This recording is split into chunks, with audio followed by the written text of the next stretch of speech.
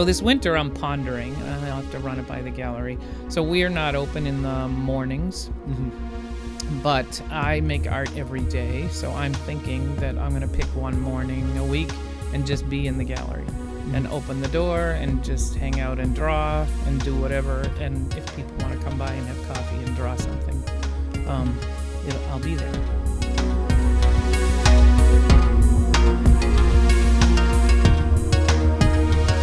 Okay, Jody Regan, excited to have you in. Always enjoy talking with you, talking about art, talking about anything. And I'm glad you came in to sit down with me. Thanks. I am thrilled to be here. I was here quite a while ago. You're easy to talk to, and I want to say happy 50th. Oh, Can't believe it, 50th anniversary. It's nice to have a business that's older than you are. So it is. It's nice to be at the helm of something that's been there, established, and now I'm just kind of putting my fingerprint on the business. So I'm excited, and hopefully there'll be 50 more. Hopefully it was here before I got here, and hopefully it'll be here long after I'm gone. So. Well, you're doing a fabulous job, and I saw there's a schedule of things coming up in October, so I'll be here. I'm excited. Nice. We're in the planning stages still. We have some things set in stone, and we're working out the details. I think that it'll be a kickoff of a lot of interesting things that I want to do. To help educate people, and because I think a educated consumer is a good consumer. Probably you have the if you're proud of what you do, in framing or painting, I think you want somebody to appreciate it. So yeah, I do find that in my painting life. Well, probably in my math teaching life too, but in my painting life, people are always interested to hear the thought behind what you're doing. Where did your ideas come from? Where were the challenges? What was the puzzle you were solving in a painting? And they like to hear about it, so I like to talk about it. Yeah, well, you do a great job doing it. You've been, people that didn't see the stuff we did 3 years ago, which you reminded me of earlier. It's been 3 years, which can't believe it's been 3 years. You are it's what do you call it? Do you call it painting a day or drawing a day? Or? Well, it's a combination. So I'll call it art. I make a piece of art every day is how I describe it to people. And just to remind, so back in 2017, Sally Dean challenged me and said, let's make an Instagram and we'll draw something with ink every day and post it every day for the month. So I was a busy middle school math teacher and it was hard to find time for art every day. So I thought this was great. So I did it for the 31 days and I haven't stopped since, apparently. What day is today? 2900 and I have my book. Hang on. Not everything goes in my sketchbooks, but the big thing that I discovered is that this is a meditation for me. So whether I'm painting for a few hours a day or drawing for, I'd say the least is 15 minutes. I'm looking up what day I'm on. So yesterday I was at Tate, the bakery up in Hingham. So I like to draw. I can show it this way. So I like to draw wherever I am. And I so anything that comes up. I'm not sure if Scott can see, but my nephew's soccer game. So 2,923, I think. No kidding. So every couple of months, I divide the number by 365 to see if I've gotten off track. So so my 8th anniversary. Good thing you're a math teacher, or we're a math teacher. Except I'm a little off. So my husband keeps saying, "How do you get the numbers off?" But you're sitting there and numbering, and sometimes I transpose a number or whatever. So I either gave myself an extra couple of months or deprived myself of a couple of months, whatever. The 8th anniversary is October 1st, so it's coming right up, and I have not missed a day. And knock on wood. So.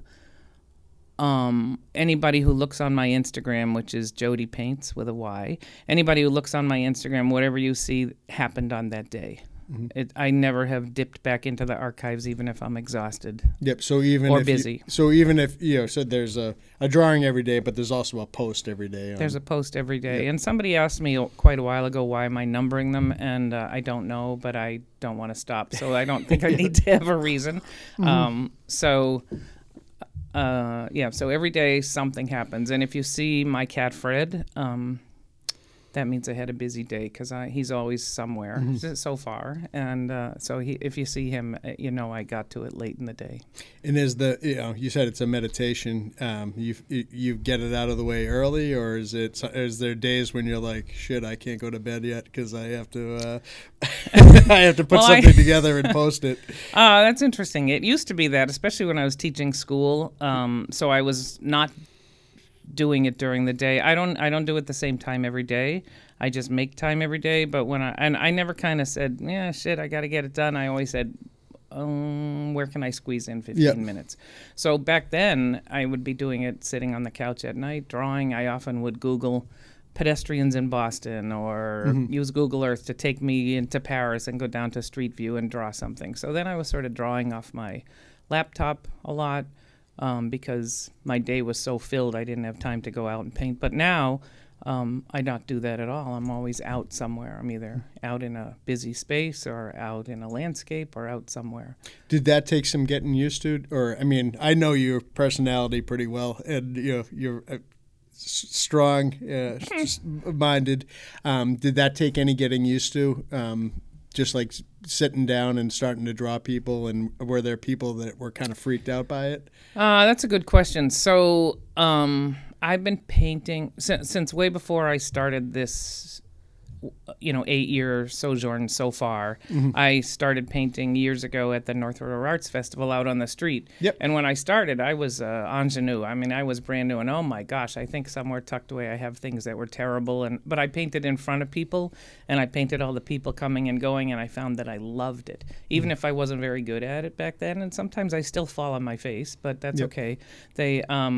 So I never found that hard to get used to. I think it came to me as a surprise that I loved it. I love the moving target. I love the puzzle. I love the sort of Frankenstein, the people together, because I'm not doing it from photos. They're just moving around. Yep. So, but people do in a coffee shop or wherever you are, people sometimes, or out at the festival, which is kind of a thing, people do...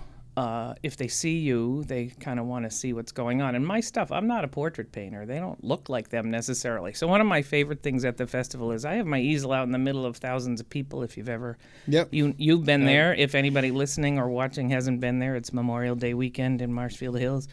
So people will come by my easel and they don't know what's up. I mean, because I start in a very strange way. So they'll come by and I'll sense them behind me like, what is that? And then it always pulls together. So no, it never was hard to be out there painting people. And I'm not. I think way back I probably was concerned if they were looking, but now I don't really care. Yep. So. Yeah. No, I would wonder if the people are some people that would do more, but it just becomes like uncomfortable, or like anything, once you start doing it over and over again, you become in 2,000 something days of doing it. It's just you building it into your routine. That's how you get better at it. I mean, do you see much of an evolution in your drawings from like day one to day absolutely. So I'm on I use these Moleskine watercolor books. Yep. The paper's great, it doesn't bleed through. I'm on book 19 of these books that I carry around with me, and I have them. I use a 5.5 by 8 shape. So if you're going into TD Garden or anywhere, it's the size that they'll allow in. So you can carry a bag that fits that, and a pen. And I always draw with a fine point Sharpie or a fountain pen. I never draw with a pencil, and I don't map it out. I just get going and start somewhere in the front because I need to get that done first, and then just keep building things. And every drawing I do looks very crowded, especially in COVID. I felt guilty because I was out drawing on the street or wherever, and it looked like there were tons of people, and there weren't, but I draw everybody who comes by. So it always looks like everywhere I am is packed. Well, you're in the middle of things. Yeah, and also I don't draw people. How do I want to say? I work hard not to make people feel like they're my subject. Yep. So I don't stare at them. I'm looking past them or around them or whatever. But now when I go to Tate, the bakery over in Derby, and I love the Boston ones, there's a young woman who works there who I walk in and she acts like I'm a celebrity because she loves to see what I'm doing. I think that like active art, I mean, I love going to the festival and seeing all the plein air painters set up. It's so fun. It's nice. from a painter's perspective, I don't know what it's like because I don't think I'd be able to focus on talking to people and saying hello to people I know walking by and painting at the same time. But I think it's a nice chance for people to interact with the artist too, like get to know an artist. I mean, do you feel like you sell off of the easel when you're doing that too? I don't usually sell off my easel because I often don't finish while I'm there, but I do. People who watch me there feel I talk to people the whole time and I paint the whole time. It was interesting you were saying that. So my goal isn't to sell off my easel. My goal is to make relationship, talk up North River. I feel very loyal to the organization and make some contacts for myself. But especially on the Sunday, because North Community Church is up the street and that's our home church.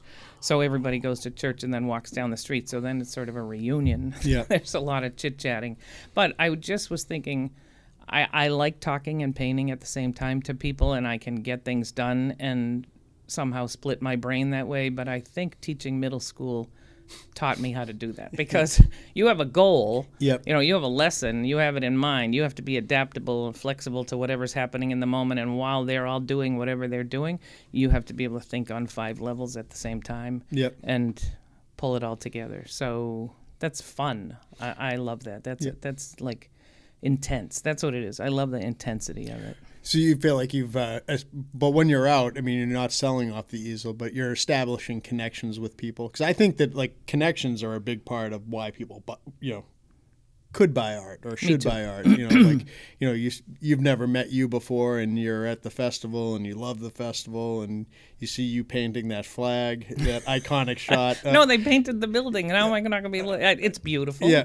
But it's not white anymore. I have how many series of white GAR halls? Yeah. But somebody walking up, sees those that your post or something like that. I mean, that's that, that woman that I had a nice conversation with, festival weekend. I mean, I feel like that's it. That almost feels like that's enough of a reason to buy to want to buy. And I do pitch myself. I always have materials to give away. I always have my daily book with me to show people what I'm up to. Mm-hmm. I have realized, I'll encourage people to follow my Instagram right then. Mm-hmm. And I've discovered a lot of, especially younger people, they don't need any business card. The phone comes out and they'll just follow you. Yeah. And they just pick you up right there. So I do make a lot of QR code for the back of the easel.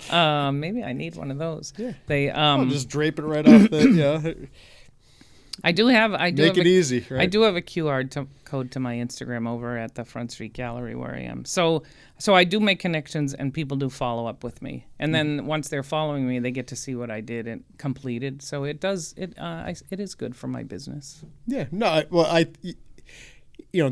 Trying to get people to buy more art or engage with artists or see art, create art is kind of like.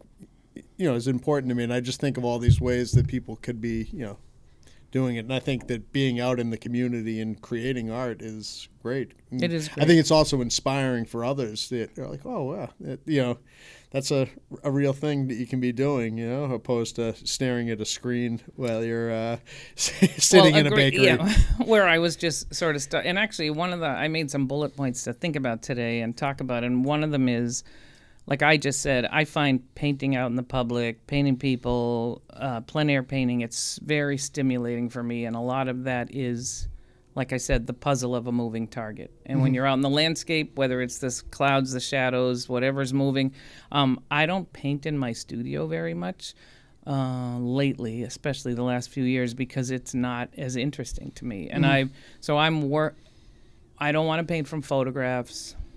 That's an exercise for me personally. Mm-hmm. It doesn't matter to me what other people do in that regard. But for me personally, I don't want to paint from photographs. That's an exercise sort of in drawing it's not as interesting to me. So I've been thinking about how to get that excitement in my studio, because you can't always be outside, although sometimes I paint from my car. But I do. So I'm trying to figure out how to get that stimulation in my studio.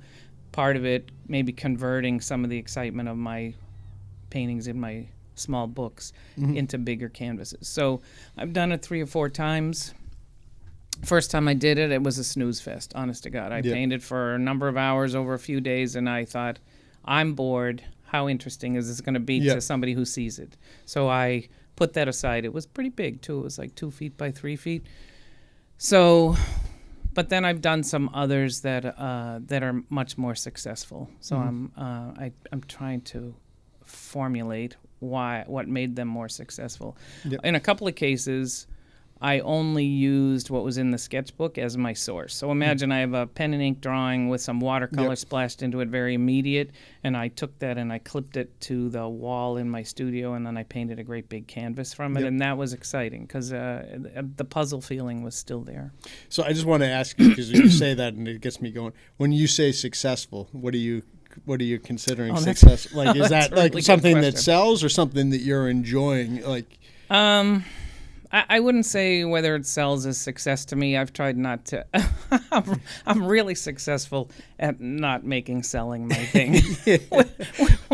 Is that a good thing? I don't know. Anyway, that's a good question. So successful to me is, do I think it's a good painting? Yeah. Enjoying making it, I assume, is important. Right. I enjoyed making it. It was exciting to do it. I think I had an idea. Like, I believe every painting has an idea behind it, and so did I succeed at the idea? So I guess that's successful. Yeah, and that's not just straight reproducing some small thing into a bigger thing. So that's a good question. I have to ponder that. Look at you, Dave. Every once in a while, I come up with something that makes it. Yeah. So yeah, successful to me. If somebody wants to buy that painting out in the world, good for them. Yep. I want people to have paintings that I feel are, there I go again, that are, well, I won't say successful. They're good paintings. Yep. You know, the design is good. I rendered it well. Well, you solved want some stuff puzzles out in the public, you know, because every time somebody sees one of your pieces, it's a billboard for you as an artist, right? You know, and whether or not that's you know, something at the beginning of your artistic journey or current, you know, it does represent you because it's got your signature on it, and they have that story, right? True, and I don't want to put anything out there that doesn't represent me in the best way. Yeah. So I won't. So I don't.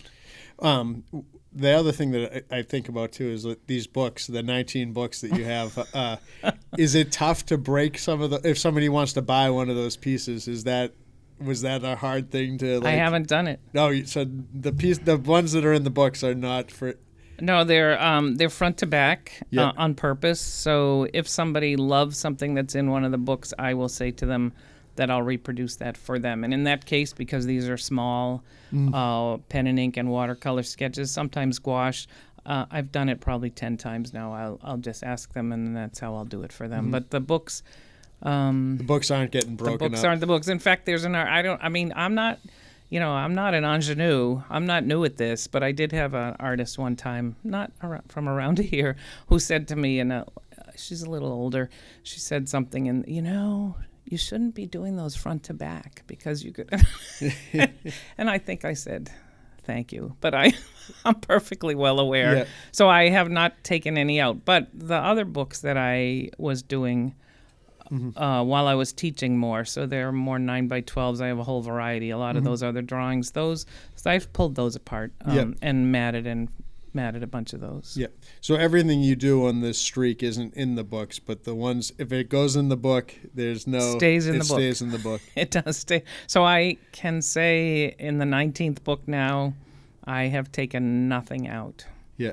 I do usually after each book do a little video and lead people through the book. Occasionally there'll be an absolute dud in there, whatever. Yep. So those pages I sometimes will just put a little tape so that as I flip through the book on my Instagram reel, nobody has to see that one. But I still don't take them out. So I think you should do something with like a big number, once you're hitting a big number and have a big display, right? And have the books out. I mean, I think that would be an amazing display of artwork. You and I will have to talk about how to do that. I have celebrated a couple of first of all, the anniversaries come up fast. Like you just said, my show in Hingham with the 70 daily drawings was 3 years ago this December, and these books have gone by fast. But I have done a couple of anniversary like giveaways or, things, but I'll have to talk to you about how to have some Yeah, kind I of mean, show. I just feel like that would be when you're hitting a milestone, that would be like a great thing to center a show around. And I also, maybe just selfishly because I want to see the books, So think that would be like a cool part to have on display, like these 19 books, and have them labeled in some sort of fashion. I don't know how you feel about people touching them. Well, see, this is what we have to we have to invent a machine where people can, flip through them. Then or you put it under glass and you just have it open to a certain thing, But I just feel like that would be such a cool, thing to capture and to look at, And like I said, just finding a way to map it out on a calendar that at so and so day that's going to be, some significant number. And that's a good point. It has become my journal. I'm not a journaler. I don't write a lot of notes on these. Some of them get no notes. Occasionally I'll write a note about something that was happening or where I was, but it has become a journal of my life for the last 8 years, because every single page is somewhere I was on that day. Yep. Yeah, I keep a journal like a gratitude journal, and try to write every day in it. And it's I don't know what to do with these things. Maybe maybe in some years my kids will look back and look at them, see if I ever was grateful for them. But I think that that daily practice is I feel like it's helpful in like you, a meditation in the morning, just writing down things and making lists of all the things I can't get to in that day. Attempting it. I do make lists. Back when I was a software engineer, for a brief time I tried the whole what do I need to get done today list. Mm-hmm. And I quickly got rid of that, because part of what I spent time doing was copying over the things from yesterday's list that I didn't get done. Sounds like my mornings. Super frustrating. So then I started putting at the top of my list, I put make a list was my first thing, because then you could check it off immediately and you got momentum. Yeah.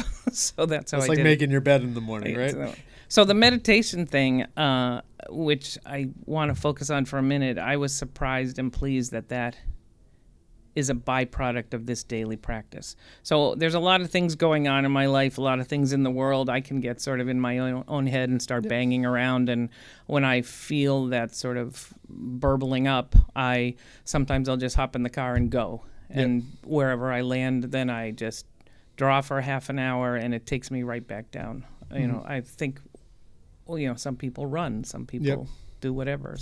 I do this. Yeah, no, I think it's awesome, and you've been at it for a while, and I think it's impressive. As somebody that's building streaks and forming good habits is important, and in anything, right? In life, in art, and business, and it's great, and I don't feel the pressure of oh my gosh, is today the day the streak will break? I don't feel that. I just know every day something will happen. Yeah, so it's never going to end.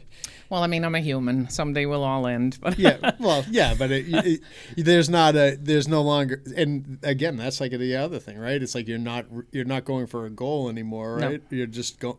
It's just a thing. Yeah.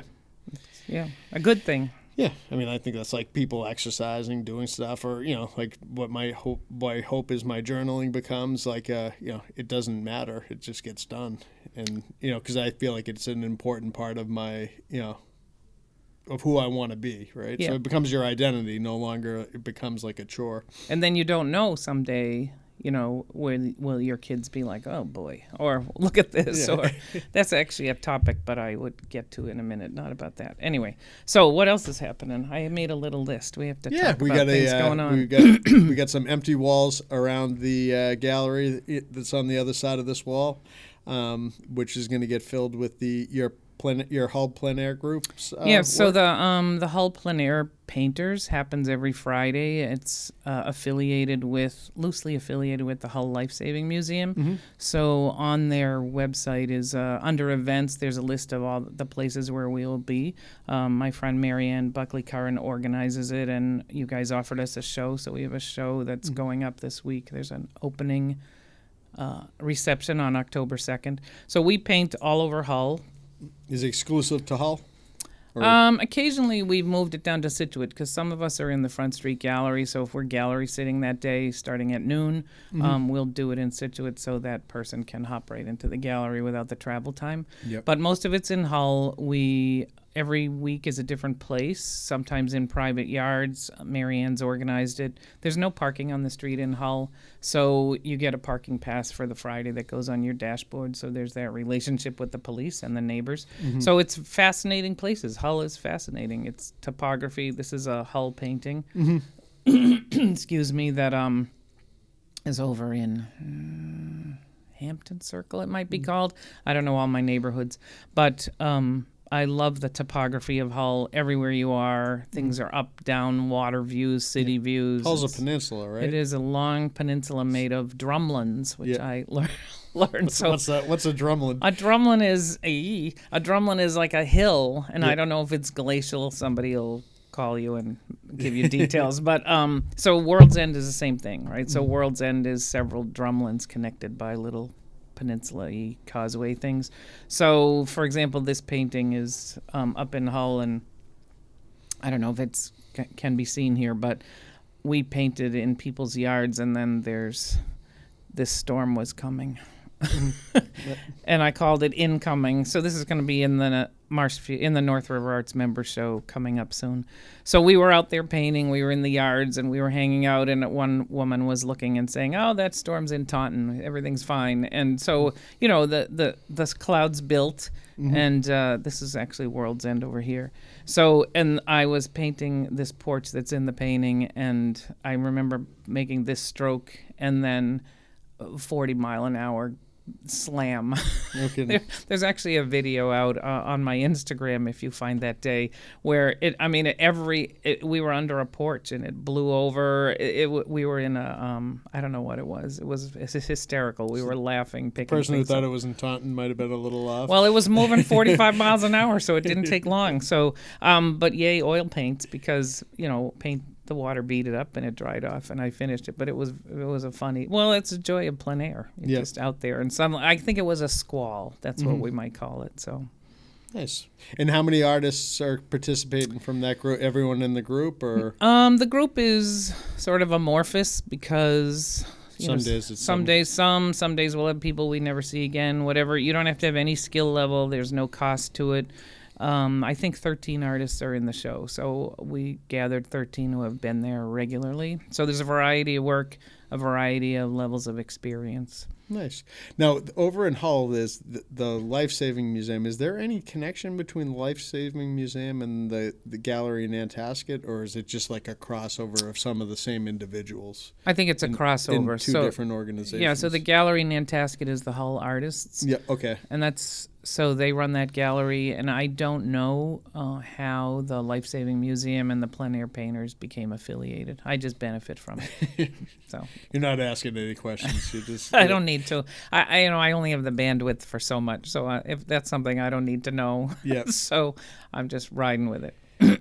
Cool. Yeah. No, I'm looking forward to the show. I mean, obviously, I'm very familiar with your work. I have a couple little coasters that you did, and I have that piece I got from the James Library. That's right. What was that? That was last summer, I think. Yeah. So the girls just want to paint, who are taking a hiatus, by the way. Yep. The girls just want to paint, wanted to benefit the James Library, so we each did I think it's 16 by 16, maybe? It was a square. Yep, so we each did a square painting and donated them, and they auctioned them off. Yep, so the girls just want to paint on a break? Or? We're taking a break. Yep. So I don't know what that means, but so we had been together 15 years, posting monthly, and so last December we made the decision to take a break. Mm-hmm. And now you said this one's going over into the North River, the member show, which right. is So next month? The member show, which opens October 4th. Yep. So it's a busy weekend. October 2nd here, October 4th there. So for those who don't know, one of the benefits of membership at North River Art Society is, as a member, you can put a painting in the member show. One painting, everything is accepted. Mm-hmm. So it's not juried for entry. It's juried for awards. So that'll happen. All the work, I think the deadline was on the 15th to enter your piece, and the juror comes next week, and then it'll be hung. Nice. Who's jurying that show? Do you know? Mary Moquin from Sandwich or down the Cape. Yeah, she's great. So she'll come and look at it. It'll be hung already. She'll come look for awards. But it's a great show especially if you're somebody starting, it's really nice to have your paintings hanging in a very well-designed gallery along people who have a lot more experience. Put your work out there. And we on the Arts Committee at North River, of which I'm a member, we choose the artists for the satellite shows, which are at the Jean Horan Gallery in Marshfield's Library and the Dolphin Gallery in Hingham. We choose those artists for those shows, many of whom we see them in the member show and look at their work, see if they'd like a show. Nice. Now, is that the Arts Committee over at North River, because we were on the board there together, is that where your involvement ends there, or are you doing other things as well? That's my involvement at the moment. Yep. So I paint at the festival. People think, hey, thank you for the work you do. I just think it's a joy, so that's an easy lift. And then I'm on the Arts Committee. Nice. And the Arts Committee does a variety of things. Yeah, and you're also involved down at Front Street in Scituate as well? So I am a gallery artist at Front Street Gallery in Scituate Harbor, where we have 23 artists. So it's a co-op gallery. So we have 23 artists. We're trying to make some changes there, slight ones. We're expanding the hours. So we expanded them over the summer. That'll continue into the winter.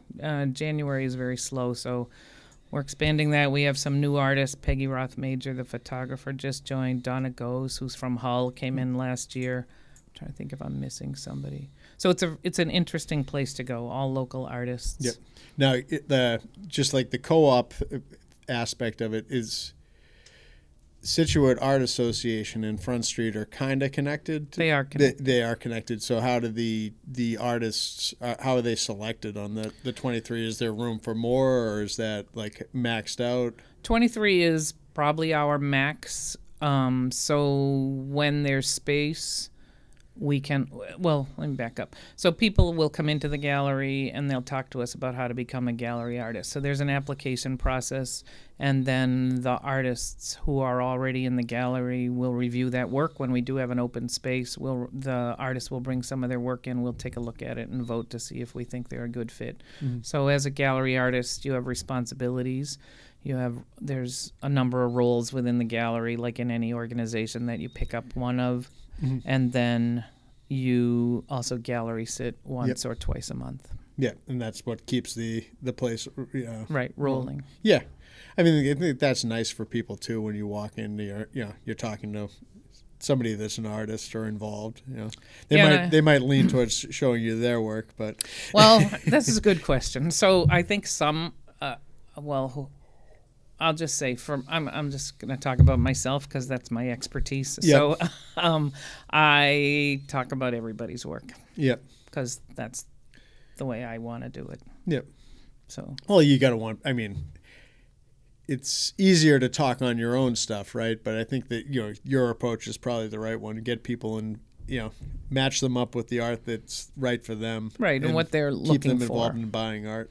And in the gallery, too, we have storage space in the back, so I'll always tell people who come in, if they see something that's an artist who's interesting, there are most likely more of their works in the back they can take a look at with no obligation. Mm-hmm. So this winter I'm pondering, and I'll have to run it by the gallery. So we are not open in the mornings, but I make art every day, so I'm thinking that I'm going to pick one morning a week and just be in the gallery.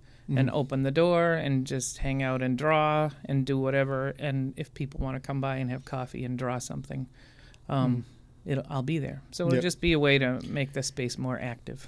Nice. I mean, trying to find other uses for, properties or for, stores, like, why not, right? Mm-hmm. I mean, we're there. We're on Front Street. It's a nice space. Yeah.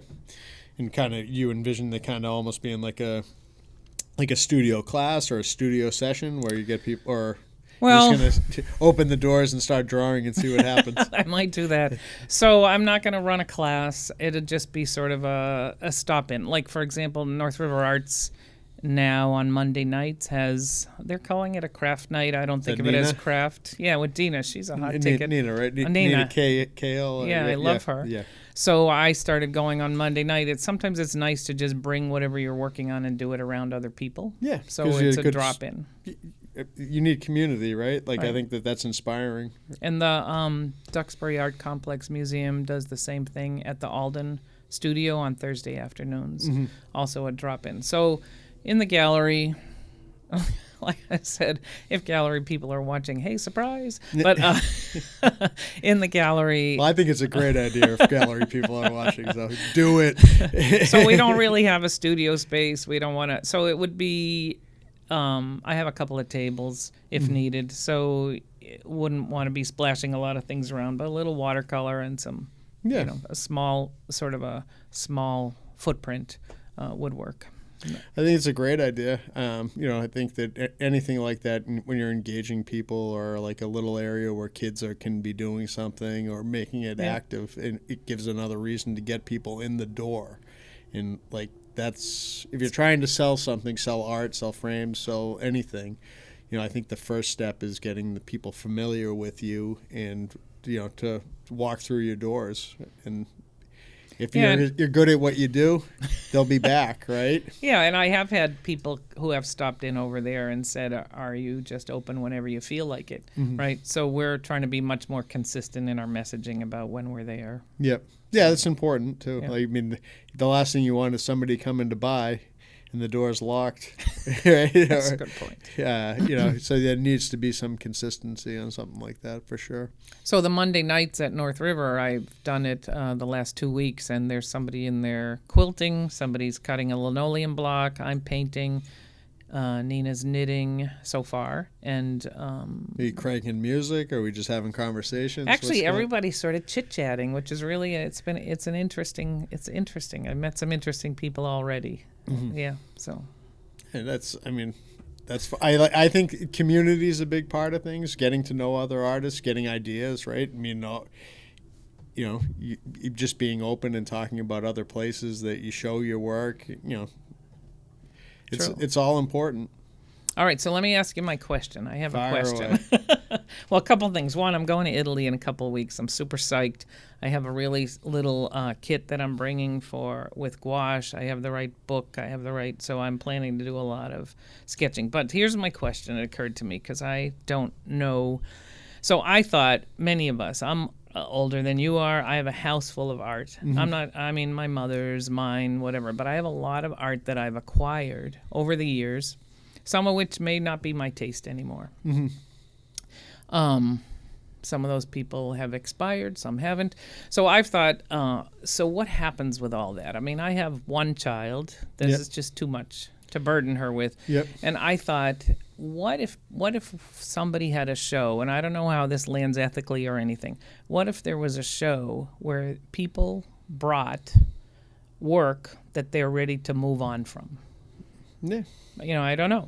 And I think it's an interesting thing. I think about like estate sales. I was just having a great conversation with a friend of mine yesterday about estate sales. Like it's almost like an estate sale before before it's needed, right? Like, it is, and in trying to make it like I don't know, you don't want to call it a yard sale, right? But like trying to find a way to get that concept. I don't know. I think it's a good idea. I've heard of other people talking it. My only fear on that is like, one, how does the artist feel? You'd probably right. know if I that walked as in an and artist. somebody's selling my painting, it's their property. Yeah. Maybe I'd buy it back. Yeah. Well, maybe. Yeah. I think that it's an interesting concept, and I like it just because I like to like art. So I'd be interested to see what other people have given up on.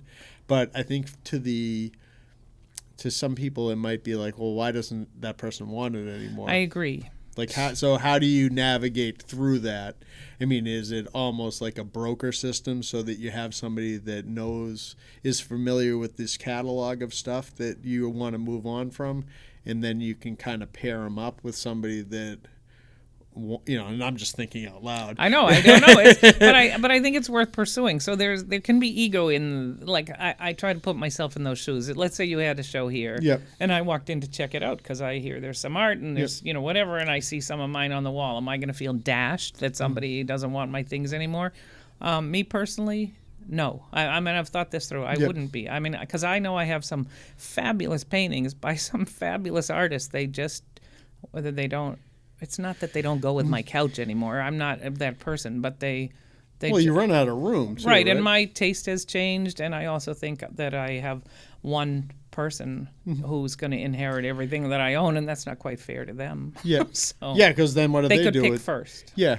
It's an interesting concept, right? So you think about like what Zarla's doing over with the spare studio and like, repurposing artwork. I mean, art supplies, is there a way to repurpose artwork as well? Yeah, and you don't want to bring it down to a yard Yep. sale level because it's not a yard sale. I mean, these are wonderful things. Is it, maybe it's somebody that it's almost like a gallery that's a consignment store in a sense, right? So you have somebody curating it and being like, yeah, somebody would be interested in that. Or I don't know about, maybe that's what you need. You need the person to be like, hey, these are the ones I'll take, because if it's like, oh, well, I got this thing over here that like I don't even know why I bought it. Like, I do have one of those. Yeah, but even maybe it's getting the appropriate person to act as the broker in a sense, or the curator of multiple collections and putting it together. Because you also think of it like, if say you had a painting of somebody's that you didn't want anymore, or you just had so many of them and there's a couple you're giving up on, and somebody else does as well, you match those up, you pair them up, and maybe that, yeah, I think there's something there. There is. I don't know what there. it. I don't know You and what I it could is. Figure this. I don't know what it is either. I mean, it could be no holds barred. Just here's what we're doing. Just bring it. Yeah, But I mean, or it could be curated. Yeah, I think you just don't want to you don't want to insult anybody, or So I think that there's got to be a way to do it properly. Because I mean, everybody loves a deal, right? Mm-hmm. But at the same time, everybody, you don't want to, But if people have paintings that are stacked behind chairs or in a closet or whatever because you don't have space anymore, and you want, I don't know, it's interesting. I don't know. It's something though. I know somebody that has a space, so we can figure out a way to maybe do this properly. But it's just like, how do you get that person to be like, all right, well, you have to be the one that takes accountability for letting it go, letting it show, or like, how do you, I don't know. What's the incentive? Yeah, it's tricky. It's interesting. So I know for me, because my mom was a terrific painter, paintings have come back. People have reached out to me as they downsize or wherever. In fact, somebody even reached out to me years ago and said, I think one of your mother's paintings is at the Salvation Army, which it was. And I went and got it. Yeah. Well, so I had the conversation with Christina Godfrey about that too. Like, there always seemed like they're on the lookout for her father's work. Yeah. But at the same time, like, if I don't know, that got me interested in looking at auction sites and estate sales, because I'm like, oh wow, like maybe there's other people, But then all of a sudden you're bidding against somebody that wants to reclaim the work too, right? Right. Maybe that's part of it too. Maybe it's got to be done in an auction type of format. I don't know. Not like a live auction, but maybe bringing some sort of like. Well, I guess if you're just wanting to part with it and make sure it doesn't end up in a landfill, it's one thing. I guess there's levels of like, how badly do you want this out of your life, right? Well, that's the thing, and I think you have to. Do you want? If we were thinking about how to do this, I would have to write down what is the goal, like what. And so. Well, there's different goals for different things, and then if you set something up, there's going to be people that have a different idea. Like, oh, I'm going to cash in, or it potentially opens the door for people with a different motive, alternative motive. True. I mean, maybe it's some sort of art adoption or something. So in your spare time, you can bounce that I'll around. I'll think about this one. I like it. I'm going to think about it too. I'll think about it also. Awesome. Well, Jody, as always, I feel like I could talk to you about art for days. And Same. I'm excited about the Italy trip. Are you going to try to build a certain type of body of work from that, or are you just going to keep doing your thing? I'm going to do what I do, but I'm going to do this.